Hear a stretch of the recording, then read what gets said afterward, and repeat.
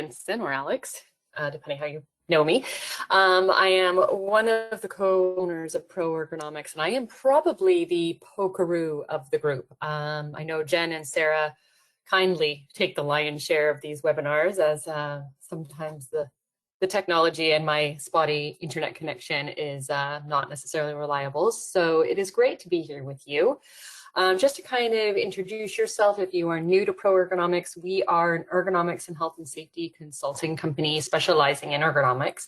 And we kind of pride ourselves on being just really practical, down to earth, looking for not just hazard identification in the realm of ergonomics and MSDs, but really looking to find innovative ways on not only how you can lower your injury costs and save money, but also how you can get really pragmatic, efficient solutions that could potentially allow you to do what we're hoping to be talking about today, which is increase productivity or increase production, because we don't have some of the other elements or issues there.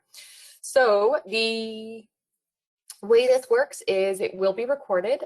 Sarah is on in the background and she is recording the session, and it will be posted on our YouTube channel. And you will get that notification via your registration email. The second point is there will be chat and question boxes that you could ask questions to. I won't be looking at those while I present. We will go through them kind of at the end. And if some of the questions are more elaborate or time doesn't permit, we will put together a kind of a document that kind of outlines what questions were asked and what our responses would be, and we would send that out for everyone if that happens. Okay, so I think that's about it. I am very happy to have you all here. I see some very familiar names, and that's always nice and encouraging. But for the most part, we're just going to jump in. I'm just going to make sure I'm sharing everything and everyone's ready to go. Okay. Here we go. First glitch of the day. I can never get these first slides to progress.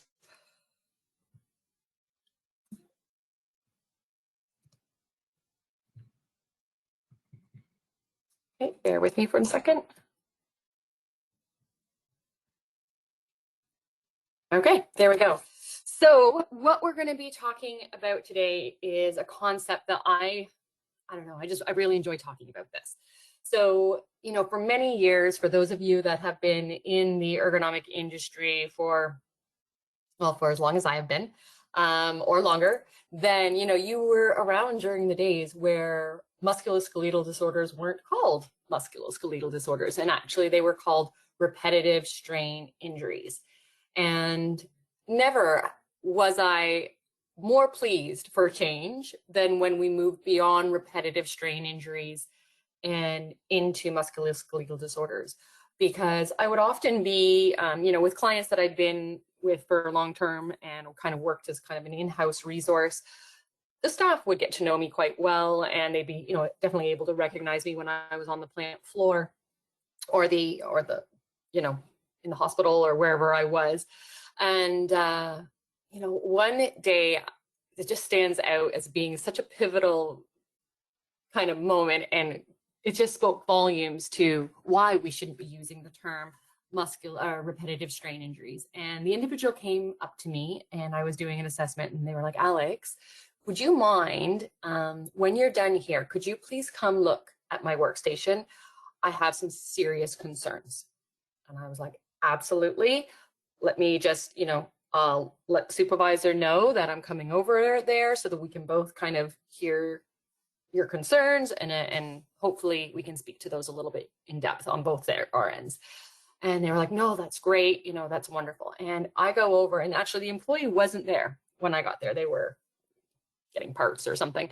So I had an opportunity to kind of look at this machine, and the supervisors, I'm really surprised to hear that we're having issues, because this is kind of a brand new sell for us. And I'd been working with this company for a long time, and we took everything that you said into very serious consideration and tried to implement as much of it as possible.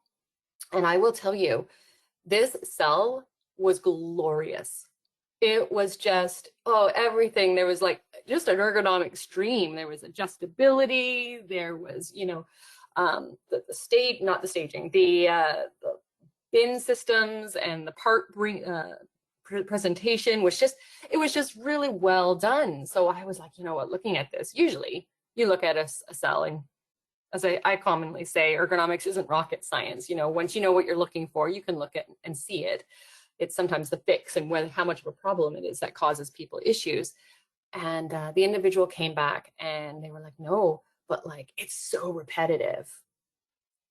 And so right there, I was like, okay, there needs to be some education here.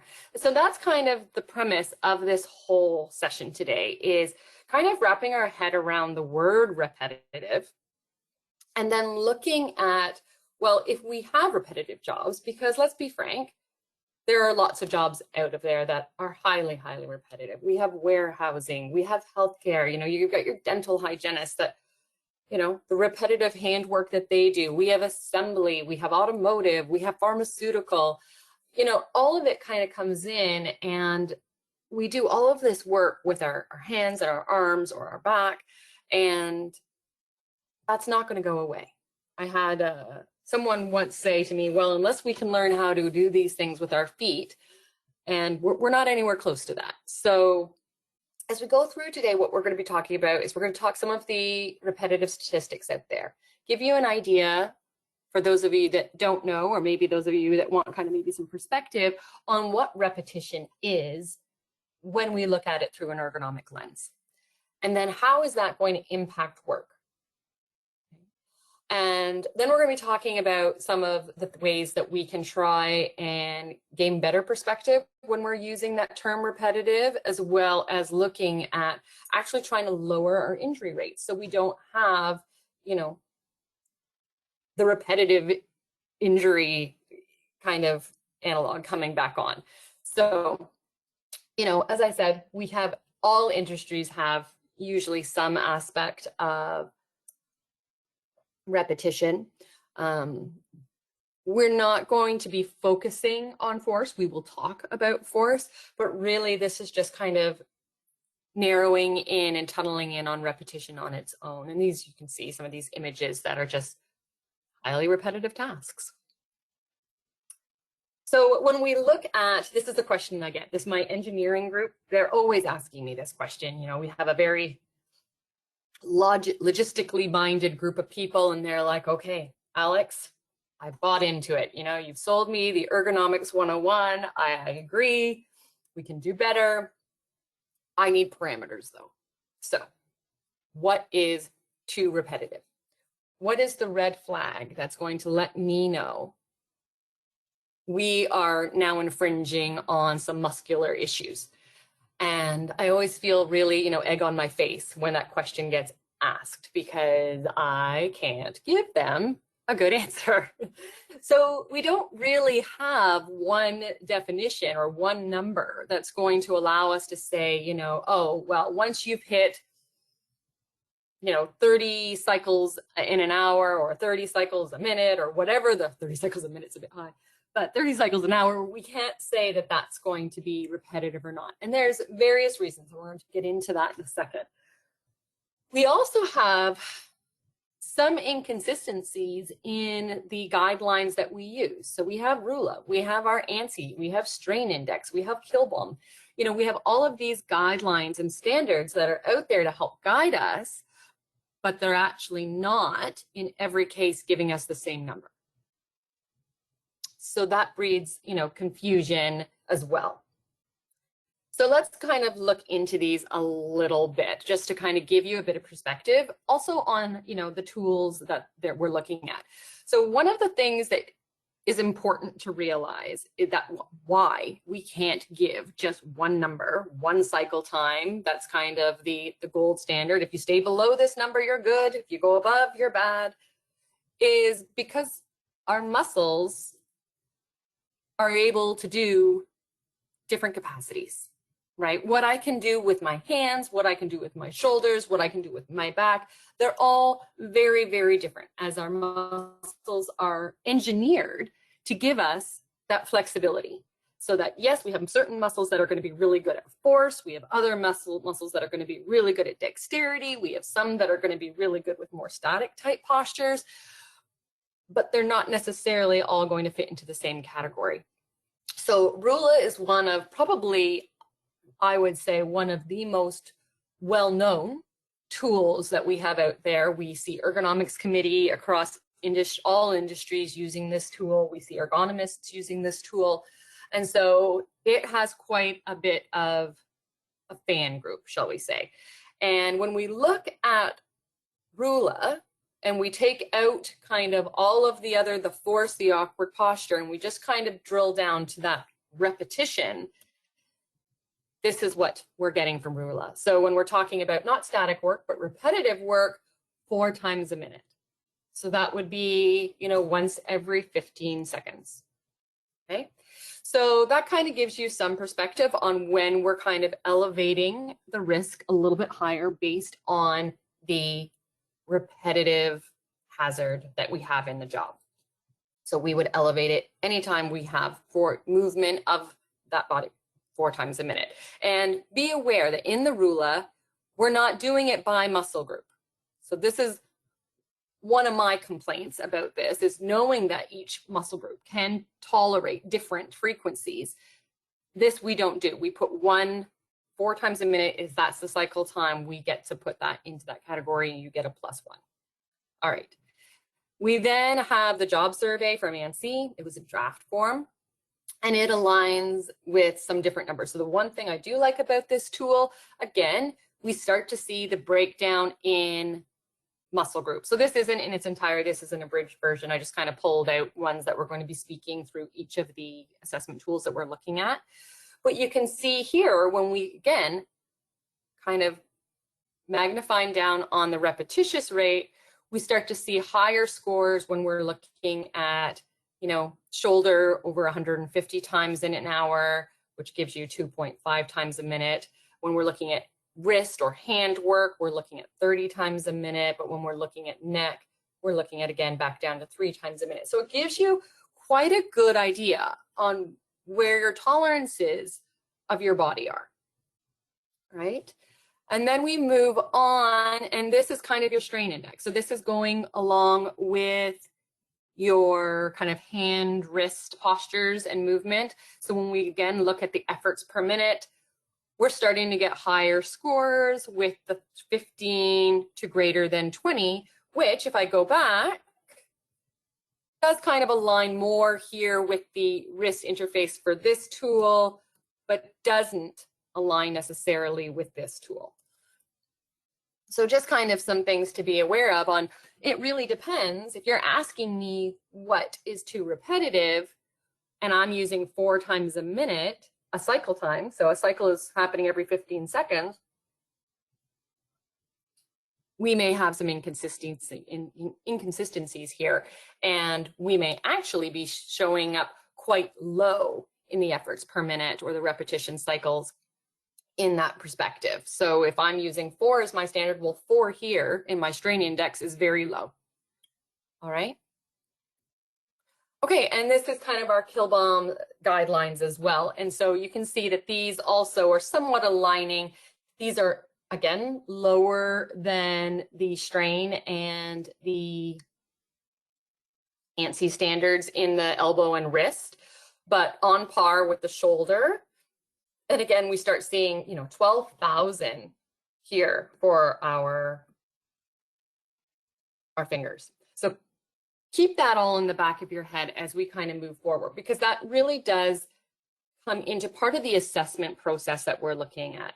Rather than just saying, okay, we're going to lower our efforts, how can we do that? We need to be aware of what our muscle tolerances are in each category. So we are just speaking to repetitive. And so this becomes something, I'm just going to touch on this briefly, but when we're looking at, well, if I had to, often in ergonomics, I find people talk about the musculoskeletal hazards as if they are equal. And my personal belief is that they're not.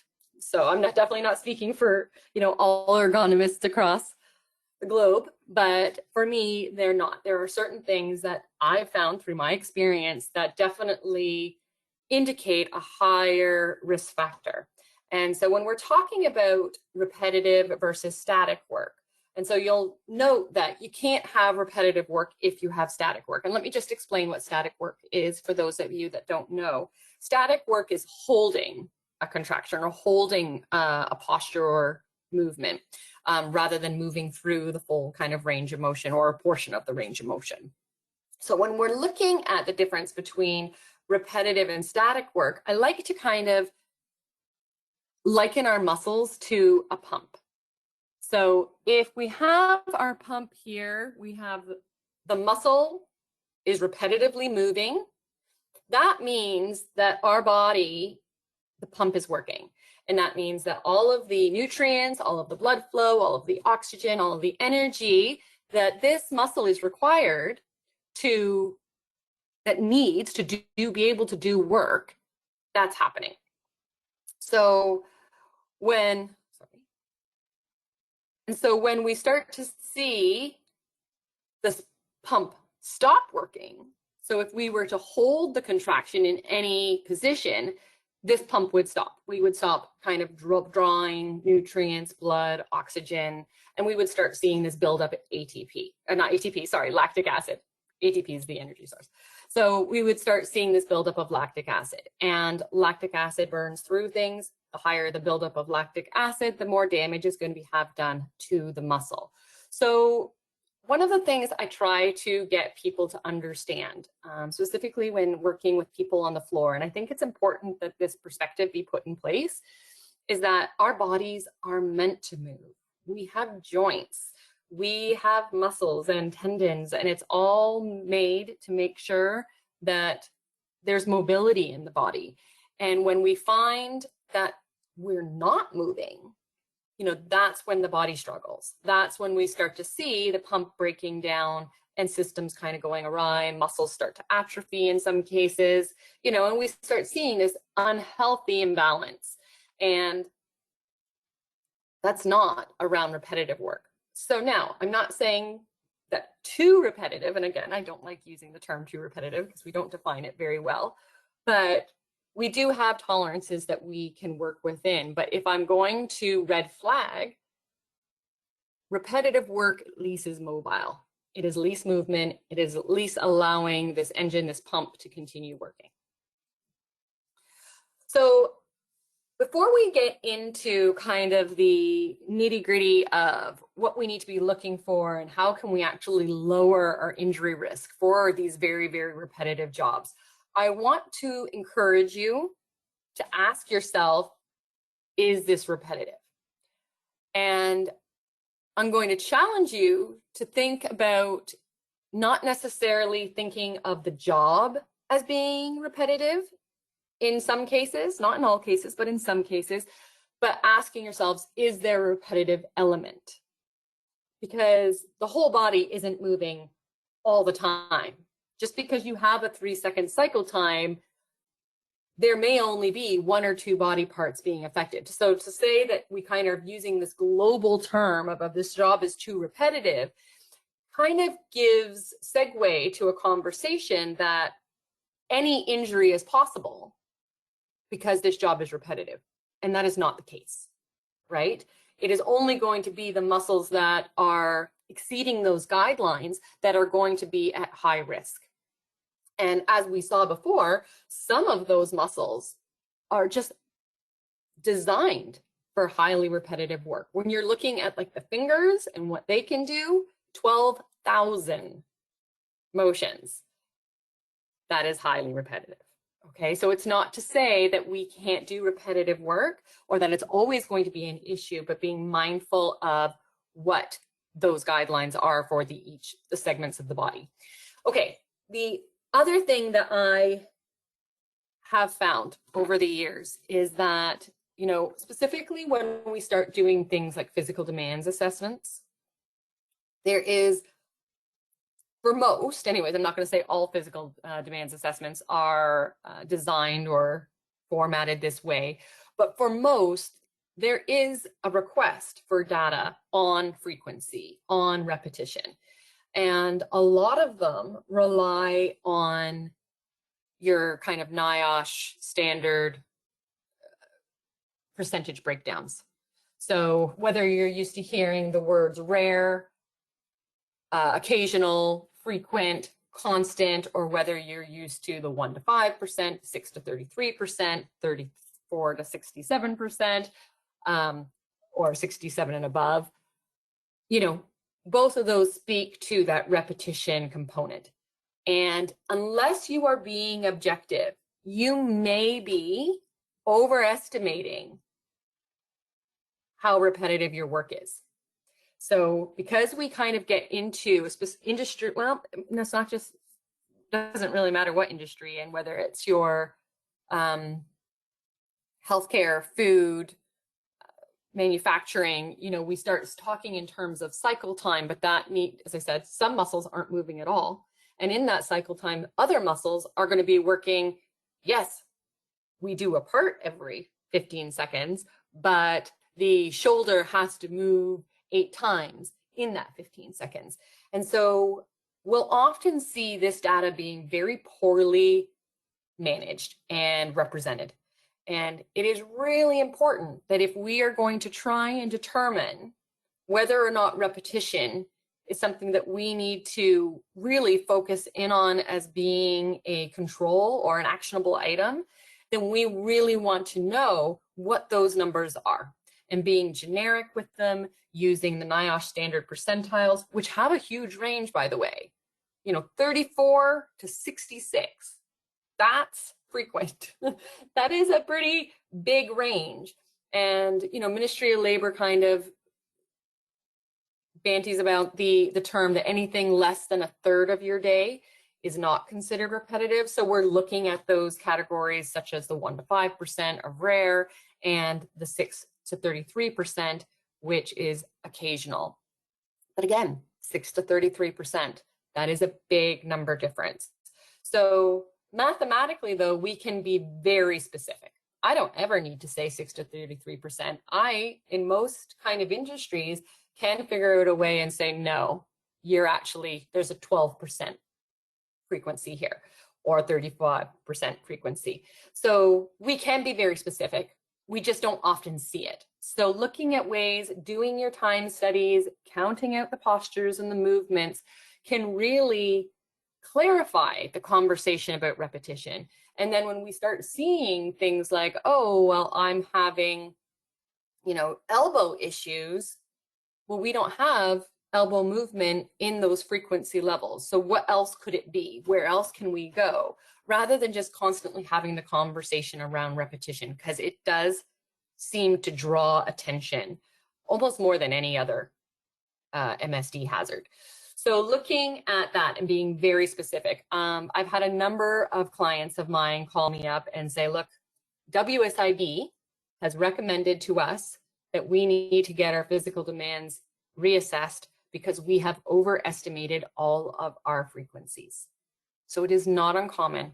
And just to be aware, if you're in that group where you're kind of, you know that you rely heavily on these numbers, or you rely heavily on your cycle times, you may be either not doing enough on the repetition front or doing too much and not focusing on kind of a root cause issue, because repetition is the one that's drawing the focus, because we work in industry, and at the end of the day, that means getting product out the door, and the more product, the better. So making sure your objective is definitely going to be something that you should be doing going into this, so that you know whether this is a conversation you need to be having. If you're sure, you know, you are kind of one of these things where you have, let's say, there's lots of food and automotive where the repetition cycles are, you know, under 5 seconds. So it may not be every body part. It may just be hand, wrist, forearm, but we know that those are kind of areas of concern. So we need to know when we have these highly repetitive tasks and highly repetitive strain on certain muscle groups, that everything else has to be pretty pristine. For repetition to be kind of the only issue that's being a problem is the only way that you can kind of confidently say, yeah, we do have high repetition, but everything else is looking good, so therefore our overall risk is low, because that's how ergonomic assessments work. We don't rely on only one hazard, it's a cumulative effect. So if we have repetition, then we need to make sure awkward postures and force and cold and vibration are at its absolute minimum. So no, static postures are not on here simply because it's kind of the opposite of repetitive postures. Okay, so when we kind of get into this, we're going to start out, we're just going to be focusing on kind of these three: repetition, awkward posture, and force. Cold and vibration, are not as frequent. They're not going to apply to every job. And so if you have those elements, know that you should focus on them. But not every job out there is going to be, in fact. But I can pretty much guarantee that any job out there is going to have elements of repetition, awkward posture, or force. Okay, so let's jump into the main subject, which is repetition. We would not be very popular, not that I'm looking for popularity in my job, but if we were constantly telling people to drop their productivity and to drop their numbers, specifically if the repetition is actually, not really ranking in the high category. So just because I have a 15-second cycle time, I have, which would be 4 times a minute, as I said, I may not have that kind of frequency in every muscle group, and I may have more than that in some muscle groups. So what can I do to minimize that? So when we're talking about repetition, you could drop numbers if you want. It is not necessarily that practical, and nor is it that feasible. So it's not usually our first area to focus on, if I'm being blunt. But where we do really try to highlight kind of, and it aligns really nicely with productivity actually, is the use of kind of wasted movement. If we're kind of looking at lean manufacturing, things like multiple handling, right? If I have, for instance, this picture over here, I have these cement blocks. Well, these had to get up here, so I'm going to make an assumption here that these blocks were moved off some kind of pallet. Ignore the safety. We do with the pictures we can find. But the blocks had to be moved off of the pallet onto here, and then you can see we're moving them off of here into position. Okay, so and they may have been hand bombed onto the pallet that was being raised up. So if we're going to make that assumption, then we have 1 repetition on, 1 repetition off, and 1 repetition into place. Okay, if we could just stop this staging from happening, then we could drop the repetition down by 1/3. And likely have more time, right? There would potentially be either more time to lay these blocks, or more rest time, or potentially more time to be productive in another way. So definitely look at these multiple handling, unnecessary handling, staging of products, because all it does is add to your repetition cycle times, or not your cycle times, your repetition movements. And they're not providing any benefit. All they're doing is adding to the wear and tear on the body. Okay, so that is an area where we definitely focus on, and it can be, in some cases, it's, a process started and it kind of evolved, and part of how it started is still trickling into how it's being done now. And it's because of changes in the workstation that people just got used to putting them down here, because the old workstation used to require that, but the new one doesn't, but we still do it because there's no reason why. We just do it because. And so those ones are sometimes they're easy, we can detect them easy, but they're not necessarily in people's mind as part of a standard operating procedure, right? Because it's something they do, but it's not, it doesn't have a purpose. So it's not something that comes to mind when they explain what they do. Oh, well, we take it out of the bin, or we take it off the tray or the assembly line, and then we put it into the packaging. We don't tell the process where we put it on a table in between taking it out of the bin and putting it in the packaging. So kind of being mindful of those, and definitely that's an observation thing. You need to be able to watch and look at the process and be able to go, wait a second, what's happening there? And then ask the questions. And a lot of times that's what I have to do, is I'll be like, just a second, one moment, please. Why are you putting these here? And, you know, they'll be like, oh, well, because I don't know. And that's often the answer I get. I don't know. Or sometimes there's a feeling that, oh, well, the line moves too fast, so I need to stage them. But I mean, again, looking at the logistics of that, you're using up more time to stage them. So not to say that we couldn't better align the part presentation or product in a way that allows that to happen with a little bit more flow, so there isn't that mindset that we need to stage. But at the end of the day, the necessity of it is not true. It's a false statement. So that's how we kind of look at focusing on repetition, is looking for the unnecessary, the non-lean movements. And I know typically we don't, lean kind of brings up good and bad feelings, but in this case, when we're doing things that we don't need to, that's adding to our wear and tear, we really want to engineer those things out.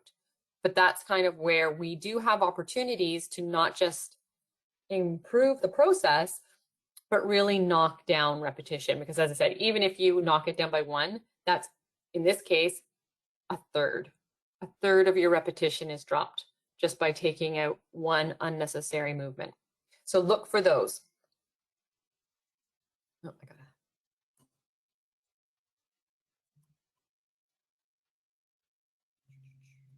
Oh, we're not moving. Here we go. So force, as much as I say repetition for me isn't one of the red flags, simply because I would rather see people being mobile than static. That's not to say that there aren't other hazards that do raise red flags, and force is definitely one of those. And, you know, I can kind of, I'll tell people when we do training, you know, how you pick up a 10-pound box and how you pick up an 80-pound box looks very, very different. And it's all mostly because we have a trigger number in our head of what is considered safe, and 10 pounds for most of us, regardless of where it is, regardless of how I'm going to lift it or contort my body, we definitely will start to see work method and kind of process slide a little bit when we're looking at lighter loads than we are with heavier loads. But when we're talking about repetition, it's pretty standard that if we can lower the weight, then the muscle could do more. So that is definitely one area what we could look at, is how can we minimize weights that are being handled in the repetition cycle. If we know we're trying to either increase repetitions, well, where else can we minimize or reduce some of the strain? Well, let's see if we can take it from force. Can we, you know, get lighter packaging material? Can we reduce the weight? And if we can't, can we look at providing maybe assistive devices so that that's doing the work? You know, if we're not carrying 15, 20 pounds every 15 seconds, then where is our capacity for work? It is very much higher, and the opportunity for injury very much lower. Some of the other things that you could kind of do that maybe are a little more moderate, a little bit more kind of in the middle as far as controls go, are just improving the workstation's heights and reaches. again, when we're looking at our envelope of productivity, you know, everyone, I think we call it our power zone, right? I think that's a term that most of us are familiar with. And that power zone is really where we can be highly effective with repetitive work without incurring any discomfort or perspective for injury. And so if we can improve and bring things into that power zone by reducing reaches, by improving our working heights, then we definitely can look at seeing repetitive work as being a non-issue. And then lastly, when we are dealing with force, and this one is so fun, is I can't even tell you how many companies I've been in that have some kind of assistive device, whether it is the hygienist dental chair, or whether it's a lift assist, you know, a pump cart, a regular cart. All of these things that are provided to us from management to kind of make our jobs easier, but not being used or not being used effectively. If we have repetitive work and we know we can't do anything about force, to the point where we've actually employed or put in controls where we've provided devices or assistance, and your staff are not using them, then you need to know that injury will happen. And a lot of my clients that I see this dust collecting piece of equipment off to the side, and I'm like, well, why isn't this being used? Because, you know, us ergos zero in on anything like that. We get very happy when we see things like that on the floor, because sometimes we have to fight really hard to get them there. So when they're already there, we get very happy. And to see them kind of being more of a decorative component or a dust collector, it hurts our hearts a little bit. So when I ask the question, there is usually a stigma. It's making the job more awkward. It takes too much time. And so often I spend a little bit of time going back and forth and asking a lot of questions. Well, okay, well, why is this more awkward? Show me, let me see. And sometimes it is, often it's not. Then there's the component, it takes too much time. When I go back to management, I said they're saying it takes too much time. They're like, yeah, that's why we reduced the cycle time on that line. And I'm like, are you articulating this well? Like, is this making it to their ears to the point where they understand that and maybe why they should be wanting to use this device? We know as humans, we're not overly open to change, but, you know, given enough information, you know, informed consent can be a very powerful thing. And we'll often see that, you know, as a majority, if we, rather than just put the device out there and let people kind of figure it out on their own, if there's more information provided, kind of the educated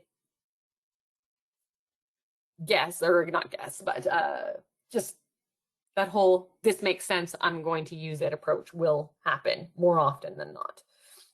So if that's the case, if we can lower these things or improve these parameters, then we may be actually able to see a reduction in injury or an opportunity for kind of your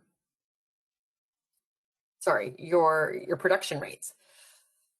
So awkward postures, this is, you know, we get called the posture police a lot.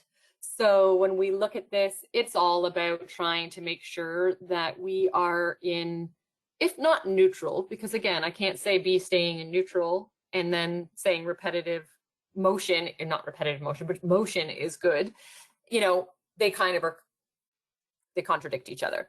But we do want to be working in kind of non-inflammatory ways, not working above shoulder height, not working, you know, outside of our reach envelopes. So really kind of making sure that we don't necessarily have to look like this all the time. You know, these basically just standing still, bent at the elbow posture, but we want to keep the movement kind of in lower ranges where they're not coming up to 90 degrees at the shoulder, where we're not looking at some of the more extreme ends of our range of motion. But this should be, you know, relatively the snapshot that we're able to take. And if we know we have repetition, we know we can't do anything about that, then that's our control approach. We need to look at how can we set this workstation up so that these postures are employed more often, and that when the repetitive work is happening, it's happening in neutral-ish postures.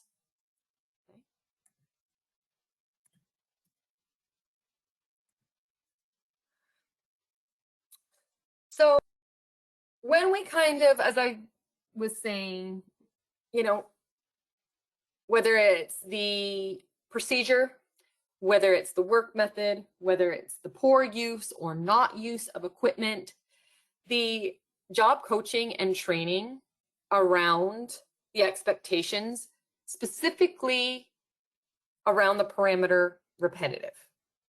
There needs to be some specificity there. So we need to be able to kind of say, you know, in our lean operating procedures, are we being lean? Do we give employees the opportunity to kind of overextend, overreach, overmove, that type of thing? And how can we make that a little bit more neutral, a little less repetitive, a little less force? And we constantly are being given documentation on operating procedures or job descriptions, and there are elements in there that don't even happen anymore. So that's usually one indication that we're not up to speed on how the process should be or what it should be happening, in which case, if that's the case, then employees are often left to their own devices. And when that happens, it may not be the best work practice that's being employed, right? I often will spend some time with some of my more seasoned operators, not just because they have the experience and kind of have over time worked out inefficient or ineffective movements or process steps, but they are also usually, not to be politically incorrect, but they are usually part of my older demographic, and that is a demographic that has definitely learned to work smarter, not harder. And so having a conversation with some of these people and understanding, you know, okay, well, you know, you're 65 and you've never had an issue. Why is that? If you are having a job or a process that people are struggling with and you're constantly getting kind of musculoskeletal reports or discomfort reports, then, and you have some of these, you know, more long-term employees on staff that have not, that is a resource that should be tapped into, and a conversation should be had to kind of say, what are you doing? Because science tells us that, you know, our body, it starts to slow down and break down as of the age of 25. So we know that it becomes harder to do physical work in our latter years because we just don't have the muscular capacity. And if you have individuals that are working that way, my guess is they have fine-tuned their work practice to a way that they are just working really efficiently, probably pretty neutrally, and they're optimizing kind of the tricks of the trade in whatever industry that you're in. So making sure that these work practices that are, you know, probably some of your best work practices are actually making their way into your training and your coaching and your procedural kind of documentation, because it is gold. And I know for someone, we will, you know, safety in mind, unless there's safety parameters that make it really not wise for us to do the task, we will in most cases attempt everything that the operator that we're assessing does. I've, you know, done everything from cut out kidneys to pipetting to trimming a seat in your chair. Trimming means putting the material over the foam.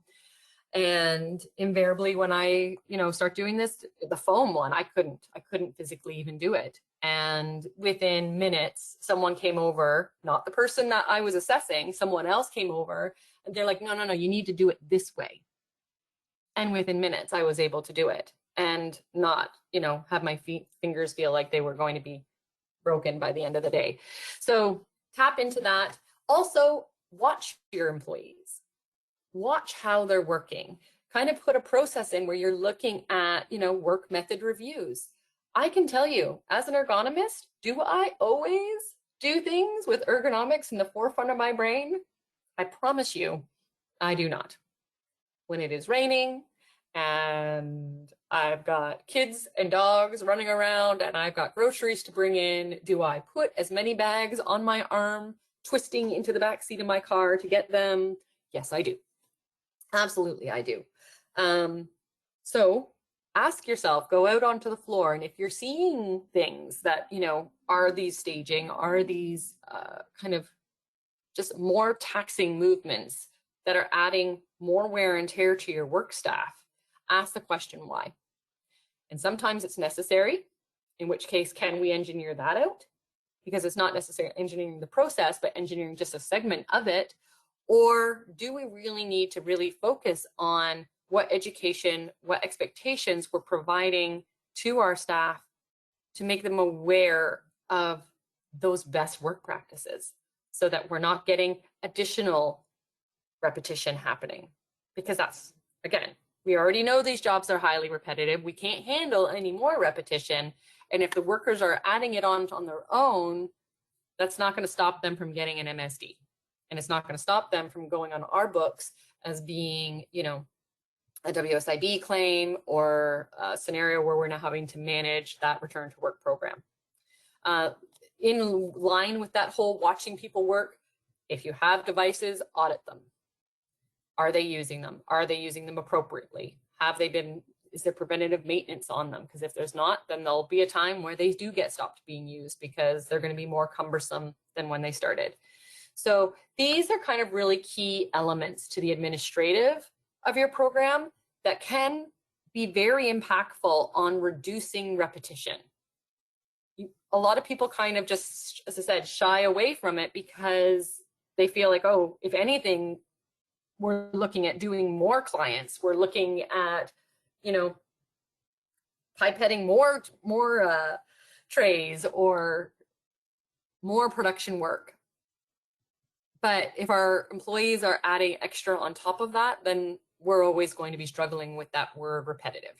And again, as I said earlier, if I had to put emphasis on what hazards I would be most concerned about, repetition is kind of a middle tier for me. I'm definitely looking at trying to get neutral postures, trying to get low forces as kind of some of my primary, and then looking at these unnecessary movements can be very key. All right, so trying to give myself some time to answer questions as I see there's some there. So I just kind of want to do a reminder, a little bit of perspective, okay? If we think, oh, well, Alex, that's impossible, it doesn't matter. The numbers are so strong that they're always going to be a challenge for us. Let me just put in perspective the whole administration keying tasks, okay? So keying happens, I believe the standard that we're trying to achieve is 65 to 70 words per minute. I think the average human works at around 40, but we'll go with the standard because again, production rates typically aren't going for, the average day. We're trying to push them to our more productive days. So we're going to take 65. The average word per minute is 5 letters. So that's 5 strokes per letter. So when we look at that, we're looking at 325 repetitions per minute. And this is something that if you have a good workstation setup, you do not have to be having this scenario. So poor workstation setup with this kind of repetition, yes, it is very likely you're going to have people with some level of discomfort. But if we have them with a good workstation setup, then that becomes a different component altogether, and we will see people work quite easily and quite effectively without any issues whatsoever in probably the most repetitive task that we have in any industry, which is key. Okay, so just to kind of keep that in mind. So our concluding elements: be aware, what is your actual frequencies? Get out there, get your stopwatch, start counting shoulder movements, looking at the body, the left side versus the right side, because that's another area where we generalize. You know, oh, well, they have to reach into the bin 3 times. Well, no, they have to reach into one bin once and this bin on the left twice. So one hand's getting twice, one hand's getting once. That has a different impact. And it may tell a different story from your MSD perspective. So be very aware when we're starting to use numbers and frequencies or percentages that they're actually accurate, because it can go a long way, definitely in your claims management, 110%, but it will also go into how you assess work. If I'm going in and you're telling me, not that this would ever happen because I always would assess it myself, but if I was having a conversation and you were telling me, oh, well, they do it 6 times every cycle and the cycle's 10 seconds, and then I go look at it and, well, no, it's split evenly between the body. Well, that's only 3 times per side, right? So that's different than all 6 times happening on the right. So just be aware, be practical, be objective, be accurate when it comes to the numbers that we're using to define the work, to assess the work, and definitely when we're dealing with claims. Okay. Secondly, we're looking at that whole continuous improvement. If we have jobs, we know many of you, this is the nature of the beast. You know, dental hygienists know that their wrists are constantly scaling, constantly moving, in flexion and deviation and extension, and they've got gripping, and you know, those things happen. We know pipetting happens, lots of thumb action there. We know we have lots of shoulder and elbow in manufacturing and in automotive and our food industries. Like, it just is never ending. So be creative. How can we improve not just the repetition rates by looking for double handling or unuseful movement, but how can we reduce weight? How can we improve posture? Because those 2 things, just by doing those 2 things, will allow the body to work so much more efficiently and without the discomfort that kind of comes in with having the trifecta of all 3 or more of our MSD hazards present. And then lastly, be aware, I guess that's cheating, that's using my first one, but be kind of cognizant of the work methods on where we do need to coach, where we do need to provide better education. If we have equipment, who is training people how to use it? If we're using devices, is it making things harder? And is it because of poor use? That on-the-job kind of coaching and watching, looking for best work methods, incorporating them into our standard procedures, honestly, can make massive strides in just not just lowering repetition, but gaining the best kind of, I guess, tricks of the trade, for lack of a better word. People just know, oh, well, if you just do this, it's done in 3 seconds and it's super easy and there's no effort. But if you do it the other way, you're fighting with it for 20 seconds and there's a lot of effort and a lot of awkward postures. Okay, so that leaves us with 7 minutes. I know, I see I have some questions, so I'm just going to try and. Okay.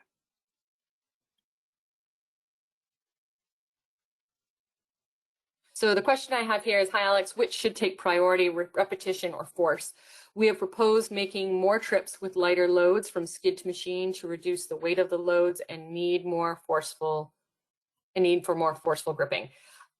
My stake is, as I said, force to me is always a big red flag. And it is for everybody. As I said earlier, we all have our trigger points and we work very differently around those. There's not many ergonomic hazards that if you do it once, you're going to have an injury. Force is that one, right? Force is the one that if the force is exceeding the muscle's ability, then it doesn't matter what, if you try to lift your car, you could use the best lifting technique ever seen. You could have, Olympic weightlifters applauding your technique. It still does not mean you're going to get away from having some kind of injury or strain or stress. So force to me is always kind of one that really just antes up the risk factor and the potential for injury. So, and again, repetition, if we're talking about walking and we're talking about going to get more loads, walking's great.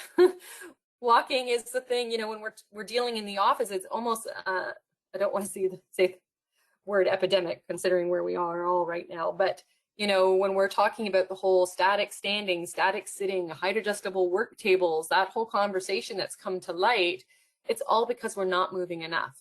So adding in those extra trips with lighter weights, there may need, I'm not saying that you shouldn't look into where your, risk factors are in how many trips. If you're doing it every 3 seconds, then maybe that is excessive and that's not going to be productive, and you're going to find that you're going to have bottlenecks, and it's just going to be not just a problem from the musculoskeletal side, but from the operation side as well.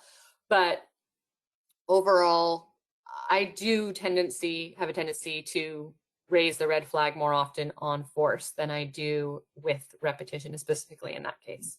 As long as I said the repetition isn't absolutely insane or crazy. No problem.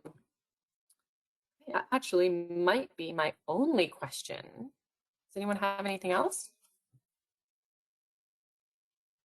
No? All right. Well, then that is it for us today.